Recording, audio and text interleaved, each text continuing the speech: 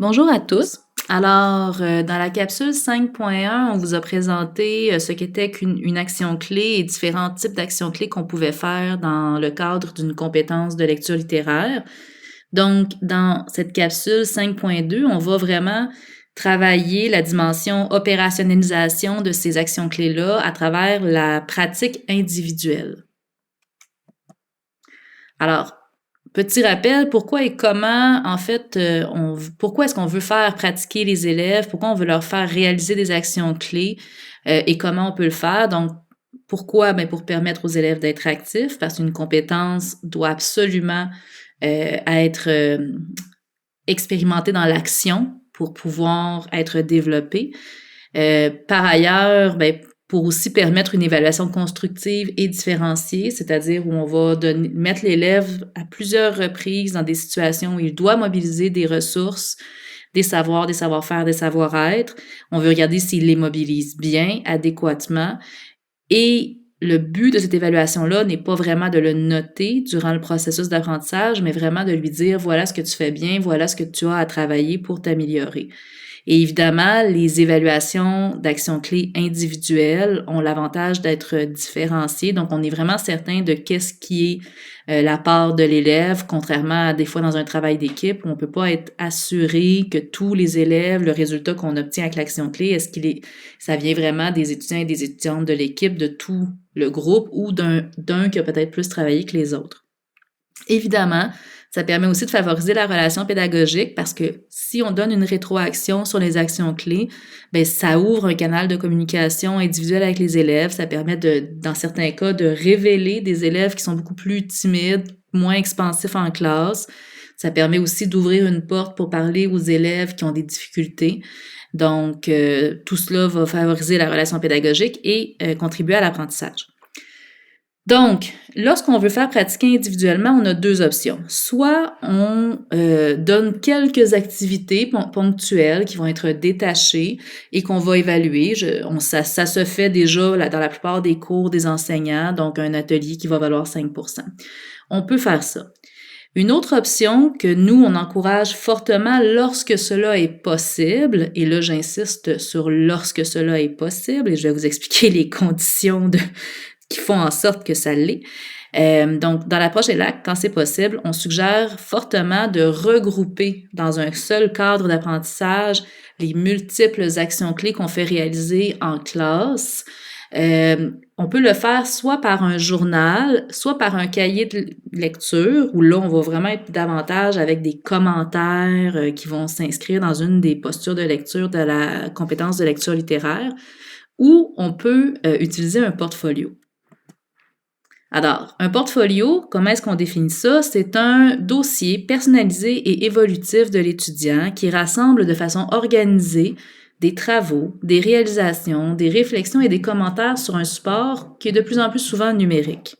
Cette collection, qui peut être partagée en tout ou en partie, permet à l'étudiant de documenter et de réfléchir sur sa progression, ainsi que de témoigner de ses apprentissages.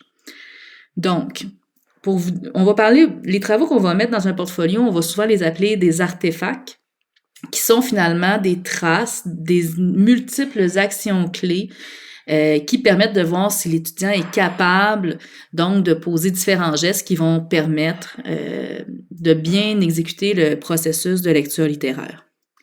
Donc, ces artefacts-là peuvent prendre toutes sortes de formes. Je vous en montre rapidement quelques-uns, mais c'est vraiment une mise en bouche, si on peut dire. Donc, par exemple, si vous avez travaillé avec une thématique dans le cours, dans mon cas, j'avais déjà fait ça, j'avais travaillé sur la résilience et j'avais fait lire un extrait d'un article scientifique en psychologie qui parle de résilience. Donc, j'avais demandé aux étudiants de résumer l'article. J'avais demandé par la suite, au fur et à mesure qu'on avançait dans l'œuvre, de décortiquer le contexte de résilience en carte mentale. Donc ça, c'était des choses que les étudiants pouvaient mettre dans leur portfolio. Des exemples d'actions clés. D'autres exemples, évidemment, le commentaire libre, qui peut tout à fait être celui qu'on voit typiquement dans les journaux de lecture. Autres exemples, bon, tout ce qui est traces ou notes de lecture. Donc, par exemple, un étudiant qui avait choisi une stratégie de lecture où il essayait d'identifier des référents littéraires, une autre où il se concentrait sur l'aspect artistique du texte. Bon, d'autres exemples de traces, des stratégies de lecture qui font des portraits de personnages principaux d'une œuvre, etc. Donc, vous voyez un peu la forme que ça peut prendre. Des textes d'invention aussi. À gauche, on a une épitaphe qui a été rédigée par l'étudiante euh, où elle devait, dans le fond, présenter un personnage principal qui était celui de Cyrano de Bergerac. Un autre travail de texte d'invention qui avait été fait plus tard où elle a décidé d'écrire à Cyrano de Bergerac une lettre où elle proposait une autre fin et où elle mettait en même temps des procédés stylistiques. Donc, il y avait une double fonction dans le texte d'invention, à la fois travailler la lecture et les procédés stylistiques. Donc, ça vous donne une idée comment ça peut apparaître dans un portfolio. Les plans également. Donc, beaucoup de professeurs font déjà réaliser des plans dans une optique formative. Donc, tout ce qui est plan pourrait également aller dans un portfolio et ainsi de suite. Donc, tous ces éléments-là, ces traces écrites-là, ce sont des artefacts qui peuvent prendre place dans un portfolio. Alors, pourquoi proposer un cadre d'apprentissage-évaluation comme le portfolio? Ici, ce qui est vraiment intéressant et important à souligner, c'est que le portfolio, c'est un cadre d'évaluation et d'apprentissage. Donc, c'est vraiment les deux. C'est souvent ce qu'on veut, en fait. Quand on fait faire aux étudiants des rédactions durant la session, c'est souvent dans l'optique, oui, de les évaluer, mais qu'ils apprennent évidemment de, par exemple, leur première analyse littéraire. On aimerait ça qu'ils transfèrent dans la seconde certains apprentissages. Il y a un transfert qui se fait, mais on sait que les étudiants, pour toutes sortes de raisons, ont tendance à voir beaucoup en silo les analyses littéraires parce qu'elles portent sur des œuvres différentes. Donc ça, il y a plusieurs façons de permettre de percevoir la transférabilité des apprentissages, en tout cas d'améliorer cette perception-là pour les étudiants. Il y a le cadre de référence qu'on a déjà présenté.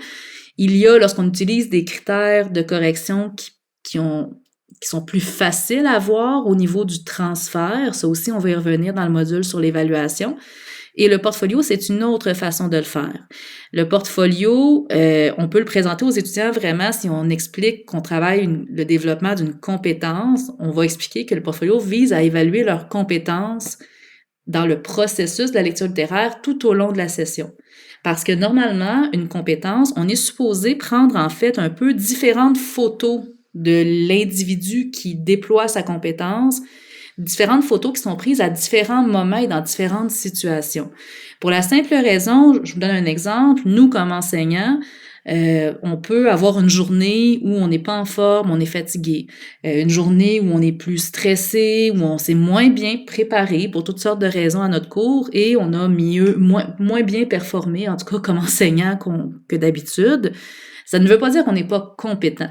On peut pas juger de la compétence de quelqu'un sur, en théorie, une seule action qui se pose à un seul moment donné.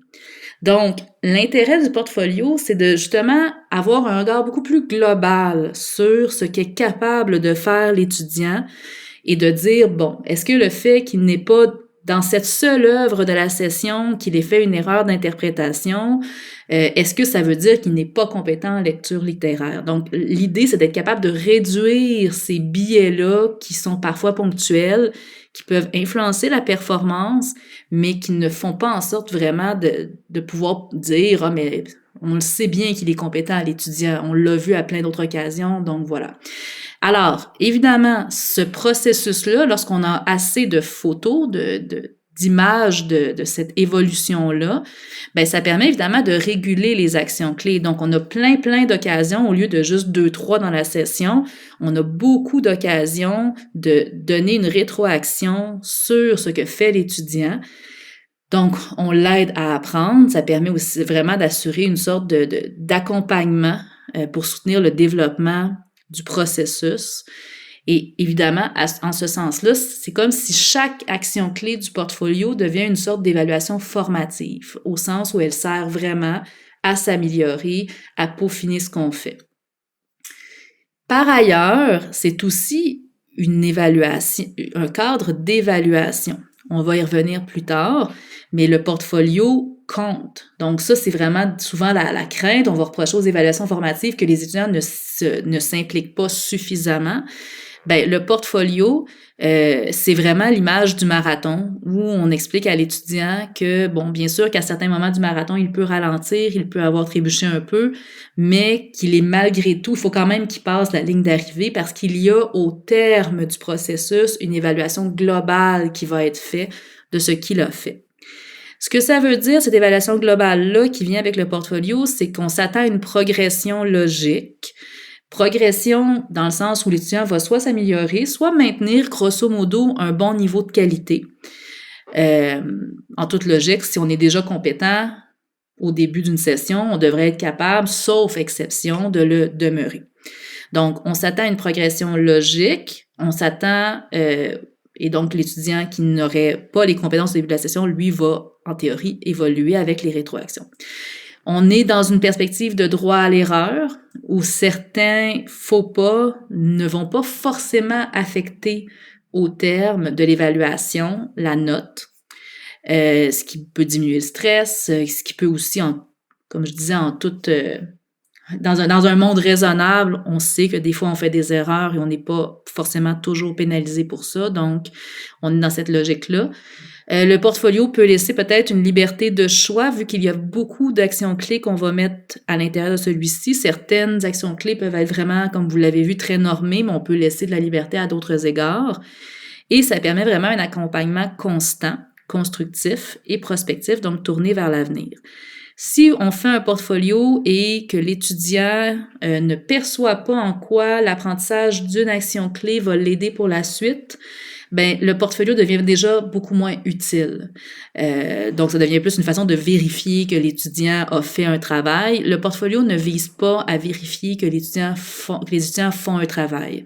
Il vise à amener l'étudiant à agir, à regarder comment il agit, à nous donner une occasion de regarder comment il agit pour lui donner une rétroaction pour qu'il puisse s'améliorer. Et c'est donc vraiment dans cette optique d'accompagnement qu'il faut voir le portfolio. Alors, on peut faire des portfolios en format papier ou en format numérique. Les deux ont les avantages et désavantages l'un de l'autre. Le format papier facilite beaucoup la réalisation en classe lorsqu'on n'a pas accès à des chariots ou technologiques ou à des laboratoires. Cela dit, ça limite la variété des médias qui peuvent être utilisés. Par exemple, c'est plus compliqué de mettre des photos, même si c'est possible. L'audio devient pas vraiment réalisable. En tout cas, ça serait difficile. Et aussi, au moment où on est en train de corriger les portfolios, ça implique que les étudiants n'ont pas ceux-ci.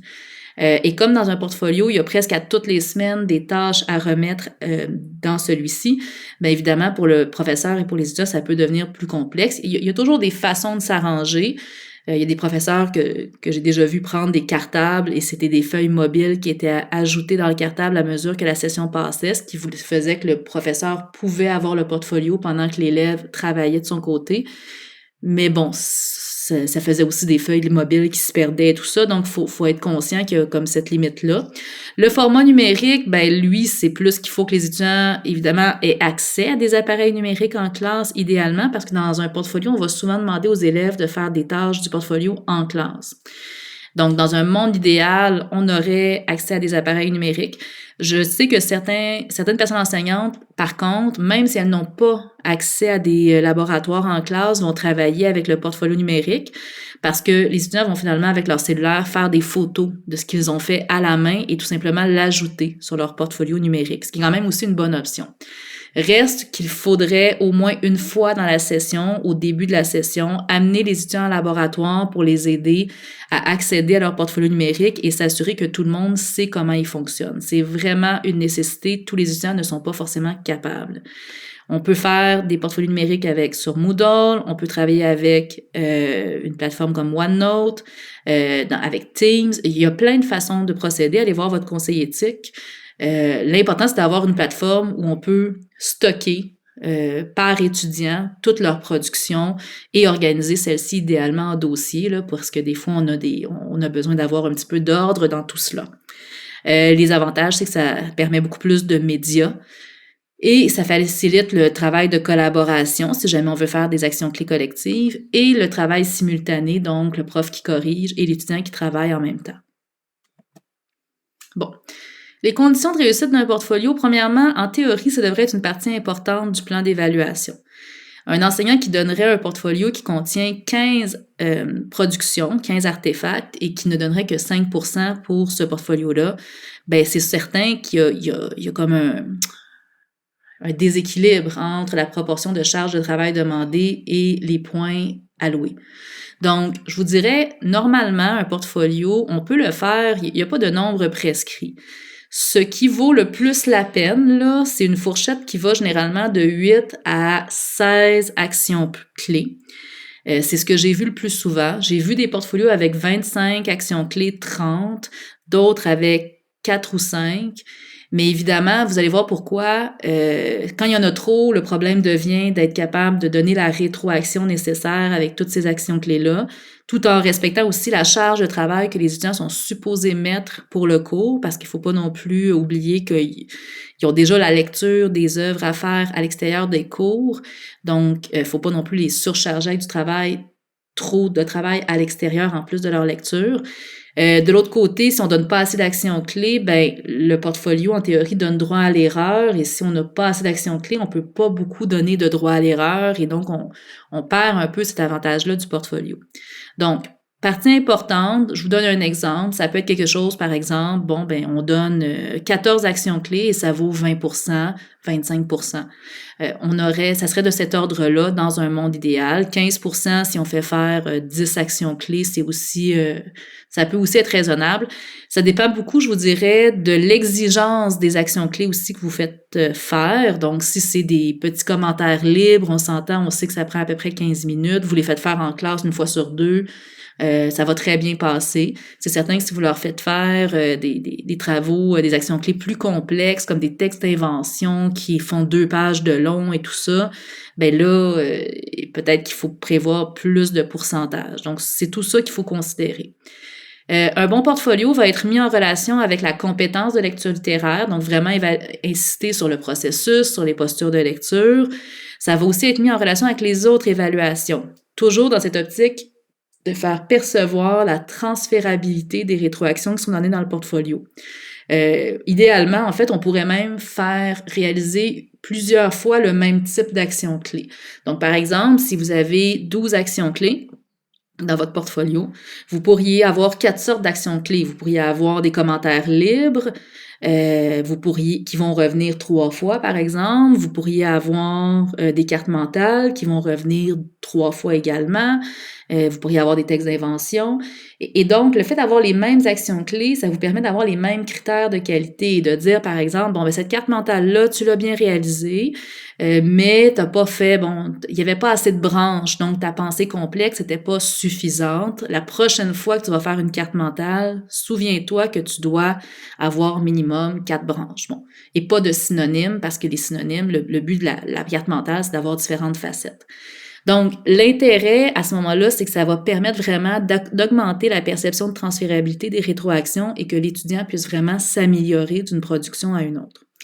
Le cadre de référence va permettre aussi donc cette mise en relation. Si l'étudiant ici qui est en train de développer quelque chose, certains savoirs qui sont liés à un certain lexique, à une certaine thématique, ben là, les actions clés devraient en théorie, se relier à cette thématique-là ou à ce lexique-là, ou bref, à ce cadre de référence qui guide le cours.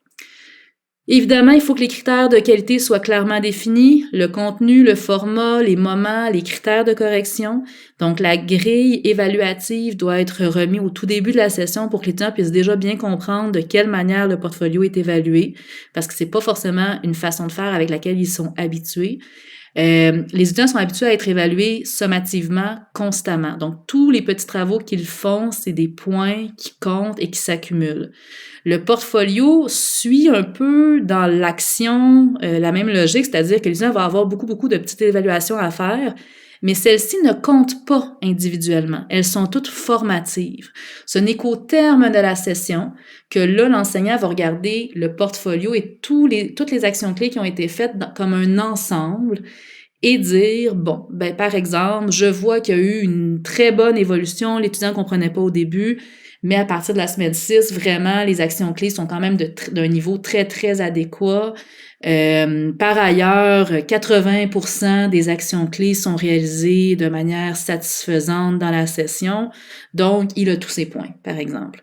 Donc, c'est là où on voit la possibilité de donner le droit à l'erreur, de donner le droit à l'apprentissage aussi, sans que ça pénalise l'apprenant.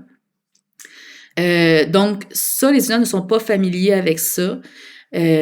Aussi, parfois, les étudiants vont vouloir avoir des notes parfaites. Ils vont donner beaucoup plus de travail que ce qui est demandé, alors que dans un portfolio, normalement, il y a plusieurs des actions clés qui sont des actions d'une relative simplicité. Donc, c'est bien la complexité. La complexité, elle vient vers la fin du processus, mais au début du processus ou à certains moments, il y a des petites actions clés de base qui ne sont pas si complexes, mais qui sont absolument nécessaires à faire pour pouvoir bâtir sur celles-ci par la suite, par exemple des stratégies de lecture.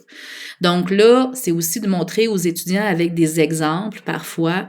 Bon, voilà, c'est quoi une bonne stratégie de lecture. Ne commencez pas à me faire 12 pages de stratégie de lecture pour une page de roman, ce qui est tout à fait possible, il faut le souligner. Donc, il faut vraiment essayer d'expliquer les formats attendus, de donner les moments aussi où les actions clés vont être données à faire pour que l'étudiant puisse organiser son horaire. À ce titre-là, la plupart des enseignants qui ont essayé le portfolio apprécient bien d'alterner les tâches faites en classe et les tâches à l'extérieur de la classe. Donc, par exemple, une semaine sur deux, on fait une tâche en classe, une semaine sur deux, on en fait une à la maison. Les tâches en classe, on peut s'assurer aussi de mieux clarifier nos attentes aux élèves en leur disant, bon, ben là, t'es en train de me faire quelque chose qui va te prendre 1 heure, c'est pas ça mon attente. Là, moi, je veux quelque chose de beaucoup plus simple que ça. Donc, ça permet d'accompagner les étudiants au début pour les rassurer aussi, parce qu'ils sont pas toujours familiers avec ce format-là d'évaluation. Ça permet de les soutenir par des rétroactions constantes, individuelles au début de la session. On peut vraiment, quand on n'est pas en train de corriger par ailleurs, prendre le temps de donner des rétroactions personnalisées. Rendu à un certain stade, on peut tout simplement donner une note, mais encore là, très holistique, très, très globale. Donc, par exemple, 0, c'est pas fait, 1, c'est insatisfaisant, 2, c'est correct. Et on peut donner un 3 quand là, ça dépasse nos attentes, mais le chiffre à atteindre, c'est plus 2, donc adéquat. Et donner par ailleurs, pour les points particuliers, des rétroactions plutôt collectives sur les éléments qui sont revenus ou qui ont été les plus marquants dans le groupe. Dans tous les cas, même un chiffre à un certain stade, c'est une rétroaction qui peut quand même dire à l'étudiant « ça se passe bien » ou « ça se passe moins bien ». Donc, c'est déjà une très bonne base. Et par ailleurs, on va associer le portfolio aussi à une évaluation, comme je vous dis, continue et où le poids sommatif va être global et arriver à la toute fin du processus. Ce qui donne quand même des chances à l'étudiant de se reprendre tout en l'obligeant à avoir quand même un engagement assez soutenu, comme un marathon, on l'a dit, tout au long de la session. Alors, pour clore, ben, au préalable, l'important avec un portfolio, c'est d'être clair. Donc, il faut être clair quant aux raisons d'être du portfolio, aux critères d'évaluation de celui-ci. On va vous montrer des critères d'évaluation de portfolio dans un module sur l'évaluation qui va venir ultérieurement. On doit être clair par rapport aux objectifs de chacune des tâches individuellement et quant aux attentes, donc il faut les moduler. Et pour ça, il y a toutes sortes de choses qu'on peut faire. On peut fournir des conseils, des grilles descriptives, on peut fournir des exemples. Donc après une fois, les premières fois, vous les faites avec les étudiants, vous pouvez les garder en classe pour les aider. Après ça, vous montrez des exemples qui sont tout à fait dans les attentes que vous aviez. Montrez pas les meilleurs exemples qui dépassent vos attentes. Montrez les exemples qui sont corrects. Amener les élèves à verbaliser leur compréhension des consignes, des critères de qualité et fournissez des rétroactions qui vont être constructives pour les aider à s'améliorer. C'est vraiment cette idée d'amélioration qui est soutenue par l'enseignant qui est au cœur du portfolio. Le portfolio n'est pas recommandé pour tout le monde. Donc, des contextes où ne pas utiliser le portfolio, c'est si vous êtes dans une planification constante. Donc, si vous n'avez pas de votre matériel de cours, si c'est la première fois que vous réorganisez un livre, en fait, les bons moments pour utiliser un portfolio, c'est surtout quand vous n'avez pas beaucoup de choses à faire hors de votre cours, à part justement réviser votre planification. Si vous devez la concevoir, à ce moment-là, soit vous faites pas de portfolio, soit vous en faites un avec beaucoup moins d'actions clés, peut-être 8 par session, ça va être déjà extrêmement bien. Il faut se connaître aussi, il y a des gens qui ne sont pas capables de donner une correction holistique et globale aux élèves. Il y a des gens qui ont vraiment besoin d'aller dans le détail, d'être très, très précis. Ce type de correcteur-là va très mal s'accommoder du portfolio. Ça va devenir vraiment très lourd. Donc, à ce moment-là, peut-être mieux d'éviter ou de s'en tenir seulement à un cours qu'on a avec des étudiants, par exemple, de 101. Là. Ça pourrait être un contexte où ça serait plus pertinent, pendant que, par exemple, les autres cours qu'on donne, c'est des 103, puis là, c'est peut-être moins nécessaire. Donc, voilà. Alors, dans la prochaine capsule, on va travailler sur la pratique en groupe parce que au-delà des actions individuelles, la pratique en groupe est une super bonne option qui est peut-être moins coûteuse dans l'investissement des rétroactions. Bon, merci beaucoup.